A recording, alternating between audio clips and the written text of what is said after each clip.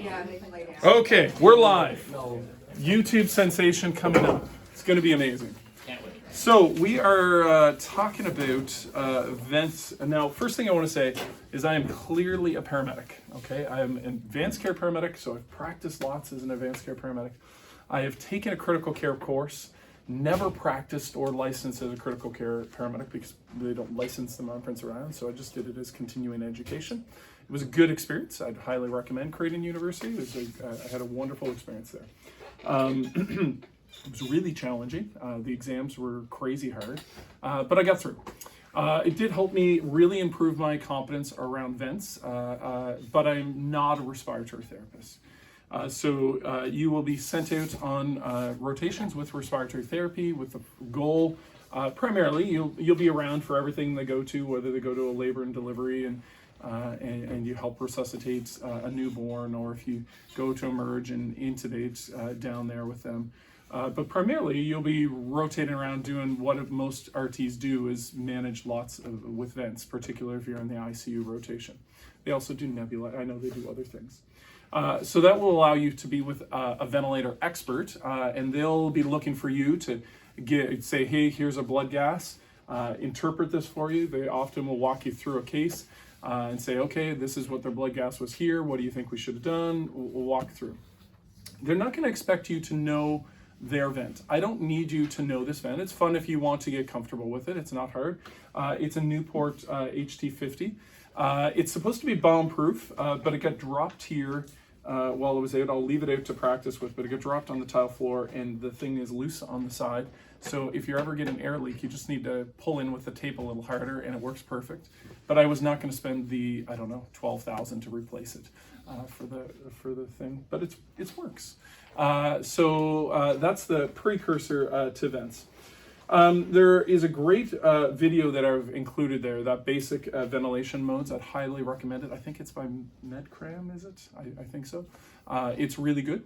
We're going to talk just through the settings you're going to find a vent. Now, this is a transport vent, so it will not have as many settings. Most vents are going to have the ability to do pressure support, SIMV, or sys control. You're always on a vent going to be able to set a rate, or a frequency is often what it's referred to. So on the vent, so this here vent here, we'll turn it on here for a second. When you so I have a little sticker on above that says rate above the F, because people, when they're in plane by themselves, they forget that the F is frequency. The next thing down as we head down, are you able to see it all, or reasonably so? On this vent, so we have frequency. We have an I time, so that's how long we provide the breath over. In this vent, we have the option of choosing either volume, so defining a volume that we're going to provide to a patient to accomplish a tidal volume.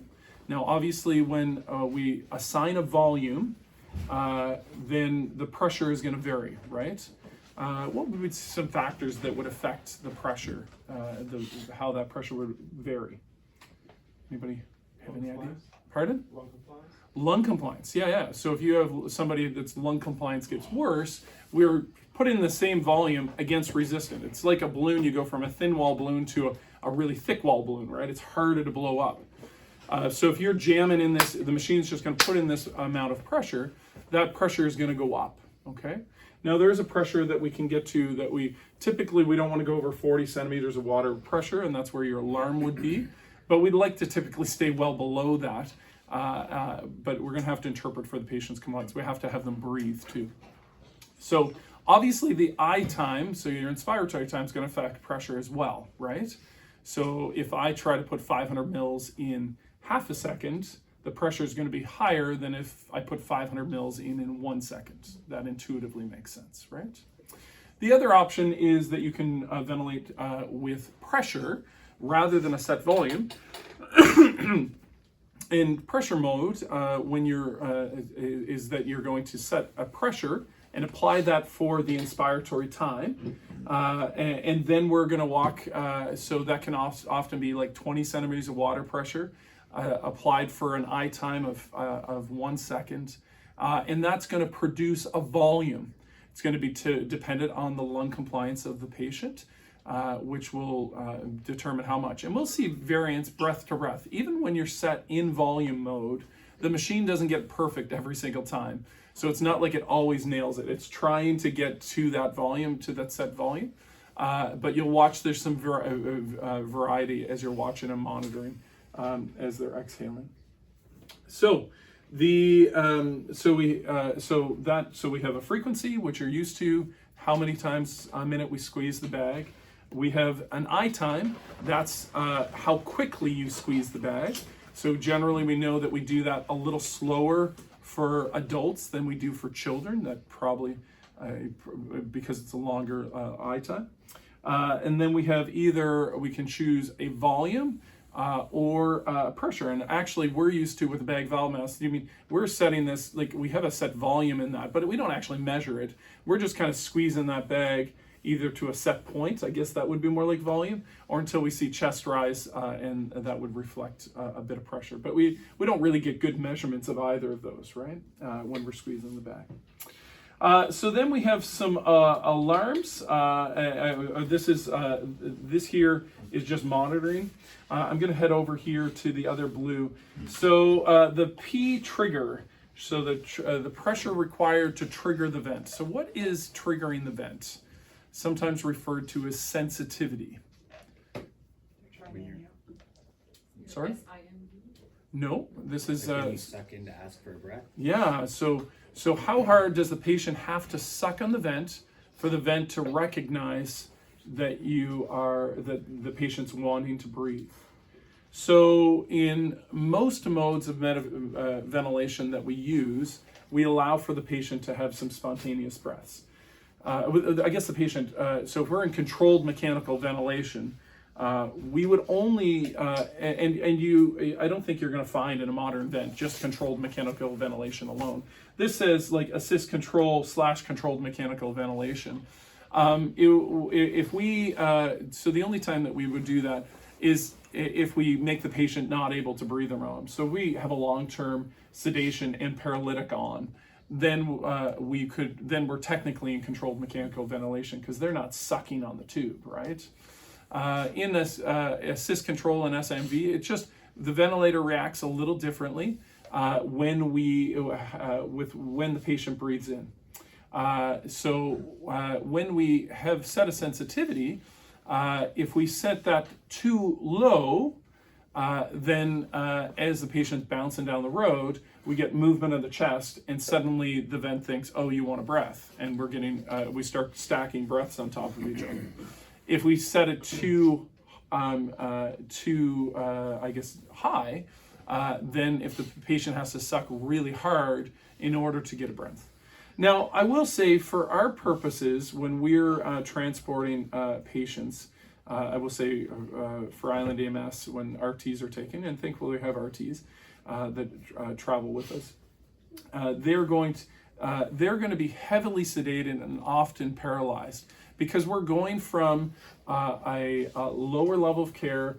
If we're taking a trauma to a level 1 trauma center, they're going from a level 3 to a level 1. They're usually a sick patient, right? We're generally not transporting vents back from tertiary care facilities back the other way. Occasionally it happens, but typically not. And typically those really sick patients have just recently been RSI'd, often have ongoing paralysis and heavy sedation. So they're not breathing at all when we're transporting them because they're typically not looking to wean them off the vent right now. They're not working through that. So despite the SIMV and the assist control, if someone is completely paralyzed, it doesn't really matter what mode I have them in. If they don't suck on the tube, the machine's going to breathe them to the set rate, the I time, and either the volume or pressure that you provide. So although the assist control and SIMV are useful, and you'll talk with those in respiratory therapy, this is something that often you won't see in emergency medicine. They'll just be heavily sedated and often paralyzed, so you won't actually be, it doesn't matter what mode you put them in, they're not breathing, so they're just going to be setting to the right vent. So the modes, just the only differentiation between the modes is what does the machine do when you suck on the tube, right? how much support does it give you? Does it give you a full breath? Does it give it just let you breathe what you want to breathe? Does it? So if that makes sense. Next, we have sensitivity.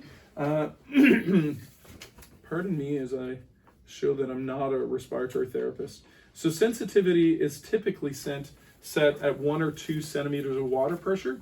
But knowing that if so that's in a quiet ICU, if you're transporting this patient and we get a bump and then the machine cycles like they want a breath, you hit another bump, machine cycles like they want a breath, then you're gonna have to turn up your sensitivity. So we'll see if it, what that's called is sometimes you'll get the machine that will like breath and then breath and then breath.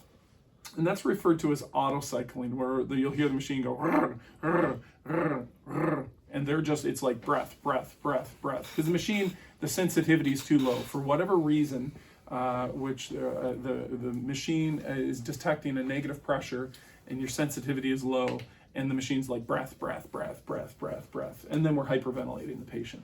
So you'd have to increase your sensitivity. PEEP, we should be comfortable and familiar with PEEP. Or CPAP. So this does have an option under pressure support that we can provide BiPAP. So what is the difference between continuous airway pressure and bi-level airway pressure? Yeah, so with continuous airway pressure, we have a pressure applied over the entire respiratory cycles. Inspiration, expiration, respiratory pause. Same pressure applied all the time. BiPAP, you have a continuous airway pressure applied over the entire respiratory cycle, and you add a higher pressure during inspiration. So you can give, we could fully, like somewhere's like 20 centimeters of pressure, apply pressure onto that patient and essentially almost take most of the work of respiration, depending on lung compliance, away. Or we could provide them 10 centimeters of water pressure. That's like a little squeeze on the bag because you're having a hard time getting your chest, you're really short of breath. Now, when we're into BiPAP, we're going to need a patient to have a level of consciousness that they can manage their own airway. So BiPAP is not for patients that are in respiratory failure to the point where we have an alteration level of consciousness, because they got to manage their airway, okay? So if you lose your level of consciousness and they're not managing their airway, they're not a candidate for BiPAP, okay? So BiPAP and CPAP, we need to be cautious of how can we harm people with CPAP? Or what are the negative effects from CPAP or BiPAP? Retaining air in their alveoli and keep pushing them. Yeah, so if we have somebody that has a lot of bronchospasm, like a status asthmatic patient, then CPAP probably isn't going to be helpful.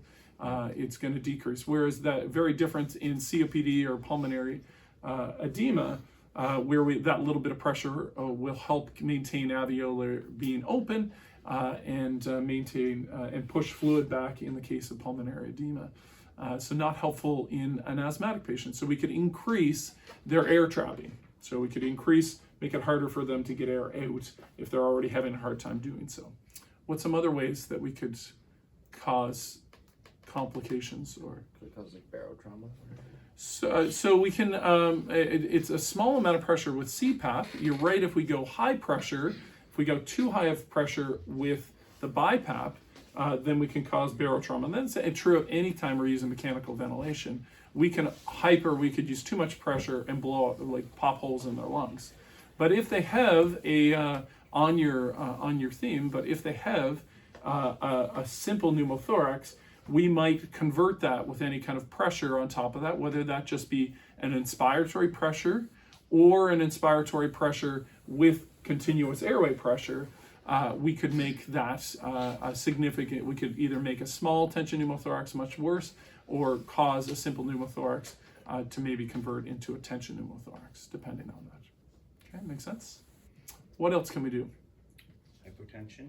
Hypotension's the big one. So anytime that we have a hypotensive patient, we should be very cautious, both with our inspiratory pressure, and why both with our inspiratory pressure, but also with our airway, with our continuous airway pressure, our CPAP. Why is that? Just explain why how we cause hypotension with those increasing pressures. Decrease input, output. Yeah, so decrease in preload. So we hyperinflate your lungs, we press in on the kind of large vasculature in your chest, and we decrease your preload going into your right ventricle and then decrease your blood pressure. Okay? So we just have to be very cautious with that. So we have pressure support. So this is if I was going to give BiPAP, I'd have to switch over into pressure support mode to have that option available. You notice when I do pressure support, it takes away the frequency and everything else, and all I get to choose is the trigger, how hard they have to suck on the tube. So if you put a mask, so when we're doing a BiPAP, often you're going to see a mask like this on their face, and they're going to be conscious, right? So we're going to set how hard do they have to suck on the tube for the machine to recognize they're breathing, and then we can choose pressure support, and that's how much pressure we're going to give them when they suck on the tube. So when you try to take a breath, how much help are we going to give them? So if we set that to the same as our CPAP, all we're providing is CPAP, right? Because we have one pressure contribute across the entire respiratory phase. Soon as if I've continuous air pressure of 5 and I make pressure support of 6, now we have BiPAP. But often that would be like 10 and 5. You could titrate up, but up to 20 centimeters of water pressure, depending on how tired and how fatigued that patient is. Does that make sense? Okay, so they're going to suck on that tube. So the last thing that we have is alarms here is our high airway pressure and our low airway pressure. Now, high airway pressure, why is that important? Why would we want a high pressure alarm? If you got a tube obstruction? Yeah, so if we get a tube obstruction or decreased lung compliance, and we're ventilating in a volume mode, right? If we didn't have a high pressure alarm, we could pop a lung, right? Because we just jam that volume in despite the pressure that it creates, then we could cause damage. So this, when we set a pressure alarm, the vent won't vent above that amount, right? It'll cut itself off at your pressure alarm. And that also indicates that we want to watch our pressure. We're going to watch this gauge, this positive airway pressure. So this is the pressure in the ventilatory circuit. We'll be able to watch that through the entire ventilatory circuit. This is just a manometer, like what measuring pressure, just like in a blood pressure cuff. It's a continual monitor of a gauge. So if we have set CPAP, you'll watch that this gauge will be held to about where you have it set. It should be, if you set it to 5, it'll hold it at around 5. You're going to see also on the outputs, but you'll see right here, breath by breath, where we're at. Then the pressure for each breath, you're going to see. Okay? So typically, we'll set that pressure at what do we set an alarm at typically? We'll not want to go above 40. I think, Emily, I'm looking at you. I think 30 would be a very normal spot. Yeah. I was like, Emily actually works in flight, so uses vents far more than I have. And it would make sense that if you're compliant, if we're ventilating our patient, Emily's like, what, too early in the morning for vents. I was like, Emily, am I right at 30 centimeters of water pressure? So we'd set it, you'd set it to 30 and see. If you were maintaining pressure and your high airway pressure was like at 25, we'd set that at 30 rather than set at 40. I'd like to know if my airway pressure, I'd like to get alarmed that my airway pressure is climbing up. I don't want to just have it hit at 40 where we're into problems. Now, low airway pressure, why do you think that's important? Why would we want the vent to monitor that we have pressure in the system? Air leaks? Yeah, so if you get disconnected, right? So if we get an air leak somewhere and we're no longer making that chest go up and down and we're just ventilating gas out into the atmosphere, then that's concerning, right? So we want to see, so low airway pressures we'll want to set. We'll set that down 2-3 centimeters. If you have CPAP, we could go we could be at 5 centimeters of water pressure, and we can monitor that. We just want to make sure that we have adequate. What have I not covered? We've done rate, rate. Okay, so we're going to set up a venting patient. So you walk into a bedside and you're working as part of the flight team. Now, you're going to have some way more training if you're in the flight team than this introduction. So in Canada, all ACPs are supposed to be able to set up and run a ventilator. I would say that in reality, you're a ventilator assistant, not taking over without additional, like if you have vents in your service, so if you're an ACP and going to go fly, they're going to give you more in service and you're going to train on their vent and spend more time. So in reality, if you went, if I went to the average ACP on Prince Edward Island and said, let's go, let's make this thing go, they're a little bit far from it. So they covered in school, covered here, went to respiratory therapy, and you'll leave after your time with respiratory therapy being closer. And then if you're who's working flight, plan to go flight here? Anybody? Down the road. Down the road? Down Okay, the road, yeah. So down the road, then this is relevant especially to you. If not, it's really useful to be aware of the vents, because sometimes you'll run into, if a rural hospital is ventilating someone, that they can sometimes be making errors, like driving somebody's pressure down with high airway pressures or too high a CPAP, and they're running pressors on them and can't get blood pressure to come up because you don't have adequate preload. So we just need to dial things back. So this is a useful skill set to know. So if you walk into a room and a patient's currently being ventilated, and then, or let's say they're on a bag valve mask, and you arrive as the flight team. The first thing we're going to do is we're going to do all the normal things. We're going to continue bagging for the time being. We'll bag to an appropriate end tidal CO2 for this patient. So let's just say COPD respiratory failure. That's in complete respiratory failure currently being bagged. We're going to bag them to an appropriate end tidal CO2 at the bedside, and we're going to bag them to an appropriate SpO2 at the bedside. Does that make sense?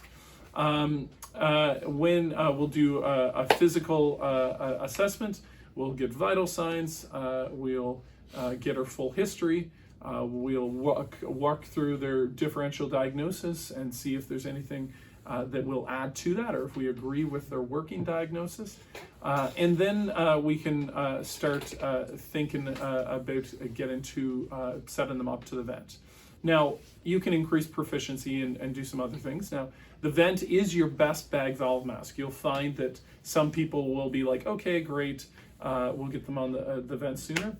Easier for you to frame that in kind of a normal context, get all the information, and then work through. So as far as you then decide we're going to switch this patient over the vent, we're going to look at what is our respiratory, so to accomplish our end tidal CO2 in the room that we want. So let's say we've got an end tidal CO 40. Let's see what our respiratory rate is currently to accomplish that, right? So whatever our respiratory rate is, we'll set that. So often that will be like 10 or 12, right? So let's set our frequency to 10. So I hit the frequency button and I can scroll up and down with the arrows and we're at 10. The inspiratory time often is 1 second to start for adults. So we're set at 1 second right now. And now volume. Now we need to decide a volume. So what is an appropriate volume for me? So I'm about 100 kilograms. So what would be an appropriate, what is the range for normal tidal volume? Yeah, I would start more, it's usually 5 to 8, 5 to 10 you'll see in some reference. I would start at the 5 side. So we would go to like a 500 mil breath. This is measured in liters, so it says 0.2, so right where we're at 200 liters, 200 mils, so we're just going to dial that up until we get 0.5. Okay, so now we've got a trigger. So right now, we'll just say we're heavily sedated, so I'm just going to turn up my trigger because they're not breathing spontaneously at all right now. And we're going to keep them heavily sedated with whatever our propofol drip that we're going to have running on them. CPAP. Is CPAP a good thing for COPD? we're probably, yes, CPAP will probably be useful. So we'll often start at 5 of CPAP to start. Our high airway pressure, let's set that down to 30 for the time being, and we'll see how that, if it starts alarming and causing us problems. Low airway pressure, I'm going to set that down to just 4 because we have a CPAP of 5, so that should work well. Come on, baby. Flash. Oh, won't let me go below 8. All right. 8 is the lowest I'm allowed, so obviously that's a reasonable amount. So now we're going to hit, we'll hit start. So I am going to hit, I think I hit on here again, and we're going to start breathing. So we'll always put, so do we see here right now that we have 2 pressures exerted? Okay, so we got a test lung there. So do you see it kind of, when we're down and we're kind of quivering, what's the machine doing right there? Yeah, so we're trying to keep, as you notice up here in the gauge, it's keeping 5 centimeters of water pressure in that test lung. We would always attach to a test lung before we attach to the patient, okay? To make sure that appropriate rate, appropriate volume, looks appropriate, not setting off our volumes, anything of that nature, not setting off our alarms, all looks good. We disconnect our bag valve mask and then connect the patient to the vent circuit. I should have talked about the vent circuit for a second. So we have your main tube, and then we have an exhalation valve, and then a continuous pressure airway monitor. They're covered with tape here. So we have your gas output. It says airway pressure, and then an exhalation valve. The tubes are different sizes, so they're pretty easy to set up. You just put the, so exhalation valve goes to here. So this is largely measuring, we'll be measuring here to get, one second, I just want to hit silence and reset and see if I can get, I should start getting a volume coming back here in a moment. Struggle with this. Should be giving me summary here. I have my vent circuit set up, obviously, to put on the test lung. So you just plug in the 3 tubes. There's a small, a medium, and then a large on the hoses, on the only ones they'll fit. And then you're going to switch this over to the patient's endotracheal tube. Now we're going to leave them, okay? Depending on your blood gas in your service, do you know how long do you have to leave them on your venous glass? How long do you have to vent them before you take your venous gas? Do you know? Is it like 10 minutes or 15? Pardon? 9 times out of 10 we couldn't get it. Your venous gas to work. Awesome. We just kind of went blind. It kind of went blind. You're going by your end tidal CO2, which is okay if you're not. Don't admit. It's not standard of care. Anytime we have somebody on a vent, we should have venous gas or arterial blood gas. So you'll look at your institution's policy. If that's like have them on the vent for 15 minutes and then we're going to take a blood gas on them. So now obviously at the bedside, if we're looking over at the monitor and end tidal CO2 starts to climb, then and SpO2 starts to decrease, then we're going to have to increase our minute volume. So how could we increase our minute volume on this patient? So either respiratory rate or tidal volume. And we tend to bring those up together. Does that make sense? So it wouldn't make sense that you would have an 8 mil per kilogram tidal volume, so like 800 mils for me, or if we went up to 10 mils per kilogram, a liter for me, and breathing 10 times a minute. So you wouldn't normally naturally be sitting here breathing 10 times a minute and going, right? Like that would be kind of opposite to normal physiology. So we tend to bring respiratory rate, so we'll trickle respiratory rate up a bit, then we'll trickle tidal volume up a bit, and we'll trickle respiratory rate up a bit, and trickle tidal volume up. So we'll kind of bring those up, reflect. And you picture the same as if you went for a run, how your respiratory rate and tidal volume would travel up together. Make sense? So if suddenly we saw end tidal CO2 climb in a bit, then we'd have to increase our frequency. So let's go up 2 breaths per minute. So I hit the frequency button and I go up 2 breaths per minute. By that, if I was breathing a 500 mil breath, I've just increased my minute volume by a liter, right? By adding 2 more breaths in a minute. By nature of increasing the amount of breaths, right, I've decreased my time for expiration, okay? Does that make sense? So I have less time because I'm taking 2 more inspiratory breaths, then I have less time for inspiration. What are the patients that we need to be really cautious about with providing lots of expiratory time? COPD, yes, but not nearly as bad. Asthma. So asthma, like we'll get into permissive hypercapnia because we need to provide. So this is a common mistake in EMS, is that we'll try to bag an asthmatic patient 20 times a minute because we don't have good oxygenation. And although we will temporarily increase oxygenation at that moment, we worsen air trapping, which means that we, in a few minutes, we're going to have less gas exchange because we're going to have less ability to get air in and out. So temporarily improved for minutes to seconds, and very soon after, we're going to increase and find compliance gets worse because we've got more hyperinflated lungs.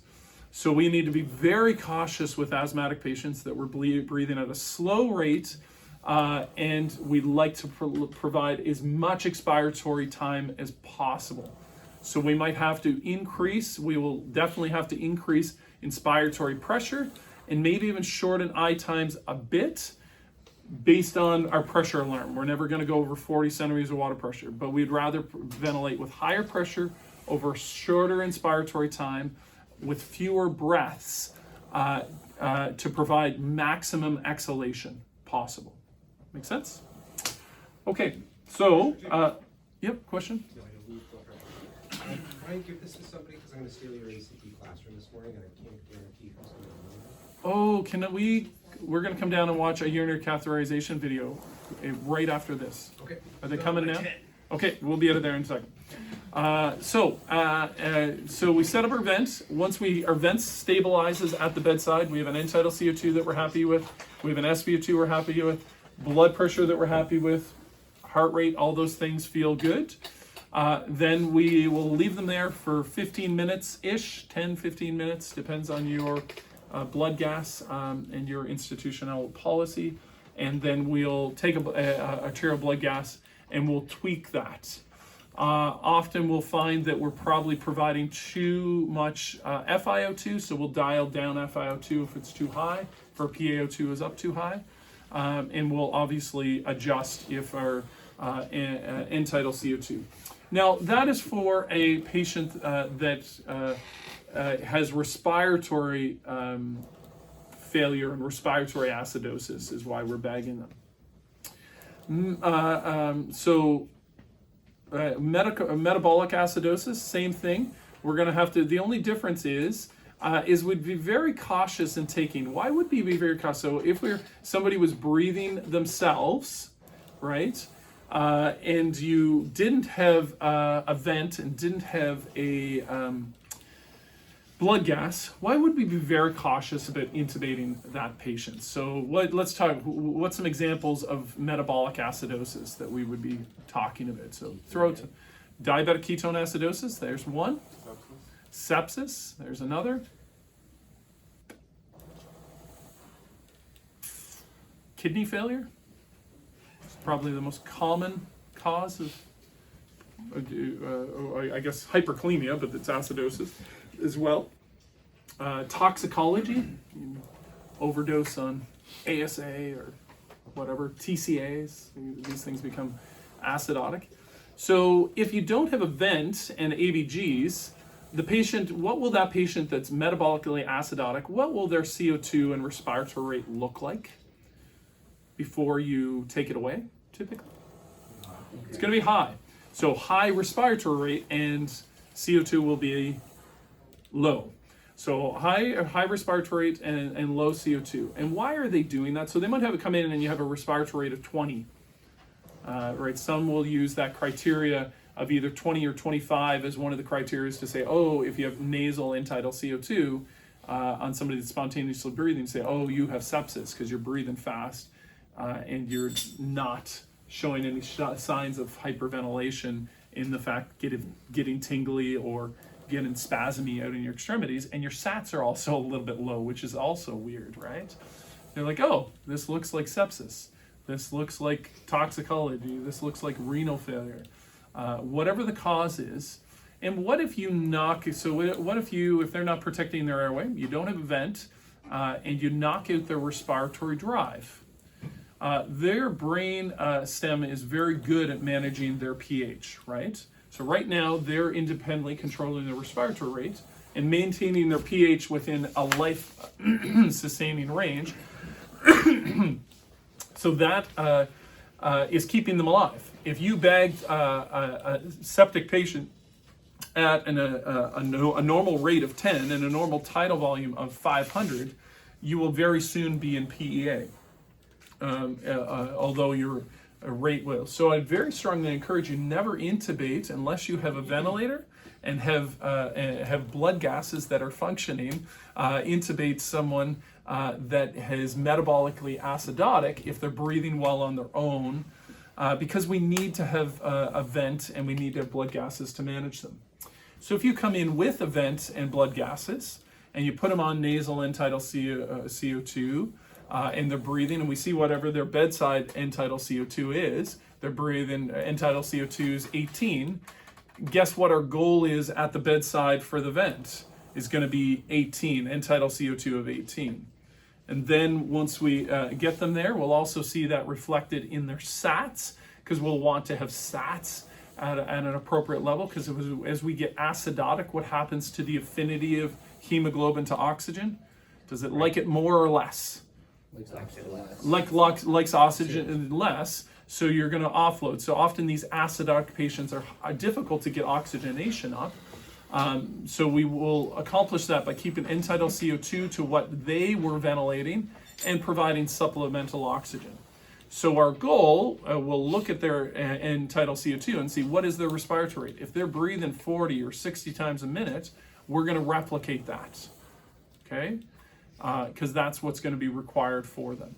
As far as tidal volume, we'll start off with you can start off with a medium size tidal volume to high size. We'll look, because I guess it depends on the size. If they're breathing 30, I'd go to 8 mils per kilogram. If they're breathing 40, let's try 10 mils per kilogram and see, because they often have those Kussmaul respirations. They might not, where they're breathing fast and deep, which makes sense. We've told you those things travel together. So we'd start more on the high side. But we have to, at the bedside, because your blood gas isn't going to be instant, right? You get settled in the bedside to what their end-tidal CO2 was, what their SpO2, maintaining what they were, and then we'll send off for a blood gas and then interpret through. Pre-hospitally, you would avoid intubating these metabolic acidotic patients at all costs. So if you walk in, you find a septic patient that is breathing fast and with a larger tidal volume, with a low end-tidal CO2, we'd avoid intubating because we don't have mechanical ventilation. And we don't want to underventilate them, cause them to become acidotic to the point where they go into PEA. Make sense? So settings on the vent. Pressure mode. If you run into where you're ventilating a patient, like an asthmatic patient, that we're getting high pressure alarms, what will often happen is that you'll convert you'll go from volume mode into pressure mode. And typically you're starting off in pressure mode at about 20 centimeters of water pressure. And we'll control our eye time. That is typically the progression. So you go from volume mode for good lung compliance, and then as lung compliance gets worse, we'll head into pressure mode. Remember that we'll have to watch our volume to see what is our volume and is that appropriate for that patient. So you switch over. Typically, that's why pressure mode's there. We're gonna have some time that we're gonna circulate around we'll have kind of to work through some cases, so you can actually go, okay, here's a clinical set, here's an ABG, or here's what you find in the room, what you do, you get your ABG back, this is what it is, how should you adjust the vent? So you'll be able to do that. Any questions? straight, yeah. If you're in assist control, why does this number matter? If they're, so controlled mechanical ventilation is different than assist control. So if you're, most machines won't let you just stay in controlled mechanical ventilation. It was like where ventilators started, is that the machine doesn't sense, it doesn't sense if the patient breathes and doesn't respond to that in any way. In assist control, if they suck for another breath, they can get, you can set, as long as they don't breathe above the respiratory rate that's set by the machine, it'll just let them breathe as they go. Okay, so it's going to provide some support around that breath. Okay. So that's why it has a sensitivity. So we don't have an isolated controlled mechanical ventilation. If we did, it wouldn't have a sensitivity. But a monitor vent, unless it's an archaic vent, isn't going to have just controlled mechanical ventilation. But it's good for you to know that when we're in assist control, or when we talk about any ventilation mode on the side, if they're completely paralyzed and heavily sedated, it doesn't really matter what mode you're in, because they're not going to suck on the tube. Yeah. So the machine's not going to respond differently. So between your modes of assist control and SIMV, which for my function I don't need, lovely for you to know, but I don't need you to know as much about those as first functionality. Typically you're going to have orders of what you start your vents on and go with. Do you have anything to add to that, Emily? Stands out that I missed? I think so. Don't think so? For ACPs, it's pretty much, you That's- set whatever you're gonna do, and if you need to do something, just call or have an RT. Yeah. That's all we've ever really done. Yeah, so you'll be calling and consulting with an internal medicine or a physician if you're flying as an ACP alone. Cool. Okay, let's go watch a urinary catheter video.